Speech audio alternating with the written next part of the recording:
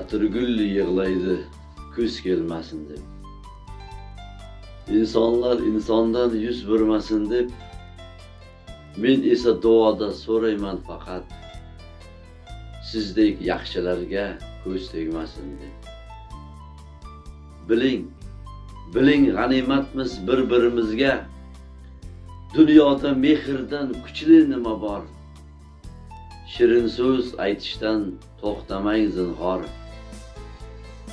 Bizni bog'lab tursin mehr va diydor.